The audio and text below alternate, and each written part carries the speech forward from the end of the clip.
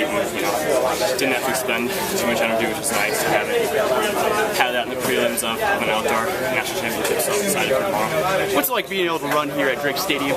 It's great, I mean, I have a lot of family, friends, coaches, just a lot of people from the community out here to support me. It's like, feel a little home field advantage, people screaming out there for you and gets you fired up. It's exciting. Eric, some of your most memorable races have been on this track. Is that because of that home court advantage you feel?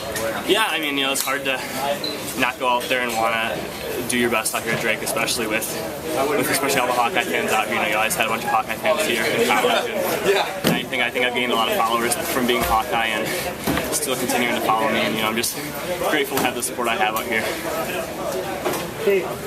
With a guy like Nick, that's probably going to try to kick to the win, and a guy like Dwayne who's going to probably take it out hard. How do you fit in there? I think I've been in every kind of race this year, and I've finished well. I have negative split at Mount Sac. I've run a couple of even races. In New York, I was on pace to run well after going too fast, and things happened there. But I think I've set myself up to run fast no matter what kind of races. I feel comfortable being in the front. I feel comfortable in the middle. I feel comfortable, coming up behind too. So I think that if I can just put myself in the mix, not give up too much distance there with 100 meters to go, I think I can compete with anybody. If you wouldn't have fallen at New York, do you think that was a PR day for you? I think it would have been close. It's hard to say, especially with the weather there. It was 50 degrees, rainy and windy, but I think effort-wise, it would have been a huge PR. And knowing the guys I was with there at the end, Katoom and Osagi, I think that they went on to run 145 flat the week after that. I think that just knowing I was with those guys gave me a big confidence boost as to where it should run or not. You still need to grab a standard, right?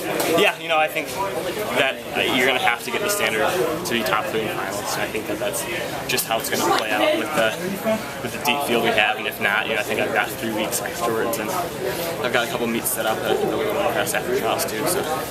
Eric, your journey, coming to the University of Iowa and, kind of small scholarship and doing what you have accomplished, do you feel like, is it fair to say that you've spent a lot of your running career proving people wrong? I think in a sense, I've had to prove others wrong. I've had to prove a lot to myself too.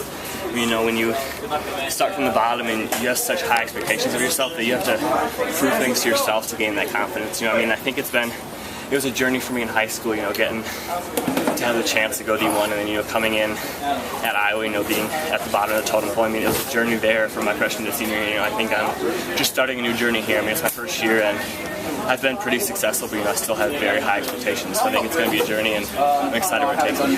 So what motivates you? How do you keep that focus to keep succeeding at every level you've been at? I think the people behind me, I cannot give enough credit to them. I have so many people behind me, so many people supporting me that whatever I need them to do, they're there for me, whether it's, a ride somewhere or just, moral support along the way when you have those up and downs. And I'm just thankful for my coaches. Joey Woody, he's been a mentor, he's been one of my best friends. We have such a good relationship. I think that's helped on too. Thanks, Eric. Good job. And do you think maybe not being the best guys helped in some ways? Because each level you got to prove yourself. And say a guy like Robbie Andrews, he turns pro and then he's getting beat by people. He's kind of not used to that. Do you think in some ways that your struggle kind of helps you become a pro because it's a big jump no matter how good you are? Yeah, I think that the kind of quality that you're around, if you're around good quality athletes, they're only going to make you better. And I think that the type of personality I have, I'm very competitive. I want to compete, and I think that's helped me a lot. Obviously you get knocked down a couple times, but if you get up and keep going, you're just going to keep improving. I think that's what's helped me this year and previous years too.